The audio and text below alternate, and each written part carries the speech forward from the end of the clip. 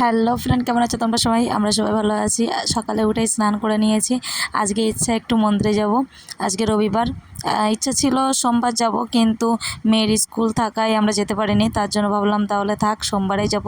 চলো চটপট রেডি হয়ে নিই। এই যে রেডি হয়ে গেছে, একটু অন্যভাবে রেডি হলাম। সবাই করে, তাই আমিও একটু চেষ্টা করলাম। আর এদিকে দেখো, দুজন এসছি আর দুজনকে আনিনি, তাই আবার করলাম জিনিসটা। দেখলাম হ্যাঁ ভালোই এসছে। চলো, চারজনে রেডি হয়ে গেছে, এবার বেরিয়ে পড়েছি এই যে গাড়িতে। এক্ষুনি মন্দিরে ঢুকবো, প্রায় কাছাকাছি চলে এসেছি। এই যে কথা বলতে বলতে ঢুকে গেছি মন্দিরে। এই যে মন্দিরের আশপাশে পার্কিং হচ্ছে, সামনে এটা পার্কিং, আর ওই যে সামনে দেখা যাচ্ছে ওটা হচ্ছে মন্দির। এই যে পাশে আমরা রাখবো গাড়ি আমাদের। এই যে গাড়ি রাখা হয়ে গেছে, এবার যাচ্ছি ফুল মালা কিনতে, যেহেতু বাটা কিনতে হবে পুজো দেওয়ার জন্য। তাই এই যে চলে এসেছি ফুলের দোকানে, ওনাকে বললাম, তারপরে এই যে বাটা দাম দর বললো, আমরা নিয়ে নিলাম। এই যে সামনের বাটাটা নিয়েছি আমরা।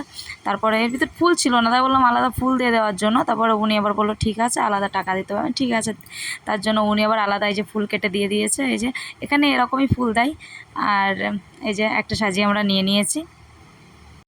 এই যে উনি রেডি করলো, রেডি করে আমাদের কাছে দিয়ে দিল। আর উনি এখন টাকা দেবে, ওনাকে টাকা দিয়ে উনি টাকা দিচ্ছে, আর আমি ব্যাগটা আমি আমার হাতে নিয়ে নিয়েছি। এবার নিয়ে চলো, এবার মন্দির থেকে ঘুরে আসি। আমরা এখানেই আসি, আমার ছেলের মুখে প্রসাদ এখানেই দিয়েছিলাম। ওই সামনের এখানে অনেক ঠাকুর মন্দিরে একটা, কিন্তু ঠাকুর বিভিন্ন রকমের। তারপর এই যে পুরোহিত আসে, ইনি বললো শিব ঠাকুর, তোমরা শিব পুজো দেবে, যেহেতু এখানে শিব ঠাকুর নেই, পাশে শিব মন্দির হয়েছে সেখানে।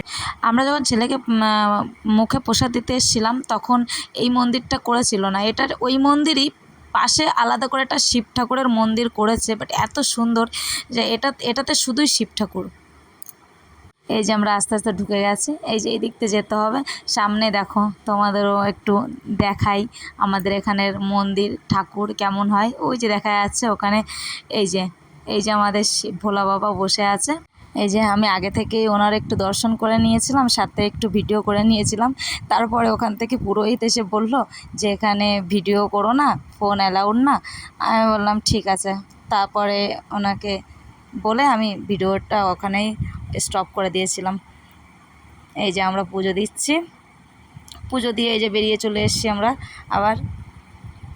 এই যে আসছে আমাদের পুরোহিত। এই যে আমাদের পুজো দেওয়া কমপ্লিট। এবার মন্দিরটা চারপাশে আমরা একটু ঘুরে ঘুরে দেখছি। এই যে মাম্মা বলছে আমি দাও মাম্মি, আমি একটু তোমার ভিডিও করি, তাই ও একটু করলো। তারপরে বেরোনোর সময় মাম্মা বললো মাম্মি দাও ভাইকে আমার কাছে, আমি একটু ভাইকে কোলে নিয়ে। আমি বললাম তুমি পারবে না, বললো না একটুখানি দাও। তারপরে জোর করেই নিয়ে তারপরে ওই যে ভাইকে নিয়ে হেঁটে হেঁটে যাচ্ছে, দুই ভাই বোন যাচ্ছে। তারপর বললাম তাহলে এদিকে একটু তাকাও। তারপরে এই যে তাকালো, এই যে দুই ভাই বোন। চলো, আমাদের পুজো দেওয়া কমপ্লিট, এবার যাই। যেতে যেতে একটা বেকারিতে এই যে বললো তাহলে কিছু খেয়ে নিই, যেহেতু আমরা কিছু না খেয়েই এসেছিলাম। তাহলে ঠিক আছে তাহলে চলো। তাই এই যে বেকারিতে চলে এসেছি, এসে কিছু একটা খেয়ে নিলাম। কি আর খাবো, কিছু একটা মানে ওই যে পপস, এখানে যা খাই আমরা, পপস খেয়েছি, আর সাথে একটা করে চা নিয়েছি। একটা করে দুটো করে নিই, একটা আমি আর মাম্মা খাই, আর একটা ও ড্যাডি খাই। এই যে বসে আছি, বসতে বসতে আমাদের পপস চলে এসছে। এই যে পপস অর্ডার দিয়েছিলাম, চলে এসছে। পপস খাওয়া কমপ্লিট। তার সাথে এই যে দুজনে দেখো দুষ্টুমি শুরু করে দিয়েছে। এই একজন পপস খাওয়া কমপ্লিট, চাও দিয়ে গেছে, চাটাও খাওয়া কমপ্লিট। মাম্মার চাটা থেকে গেছে, বললাম তুমিও খেয়ে নাও পটাপট। তারপরে ওই যে ওর চা হয়ে গেছে, চাটা খেয়েও খুব ভালো হ্যাপি হয়েছে। তো চলো রেডি হও, বেরোতে হবে। তারপরে আস্তে আস্তে আমরা বেরিয়ে পড়লাম, চলে আসলাম আমাদের গাড়ির কাছে। এই যে আগে থেকে এরা দুজন চলে এসছে, আমি আর মাম্মা পেছনে পড়ে গেছি। যাই হোক, খেয়ে দিয়ে এই যে আমরা চলে এসেছি বাড়িতে। ঠিক আছে, তাহলে ভিডিওটা এখানেই শেষ করছি। সবাই ভালো থাকবে। ভিডিওটা যদি ভালো লেগে থাকে একটা করে লাইক কমেন্ট শেয়ার করে দেবেন।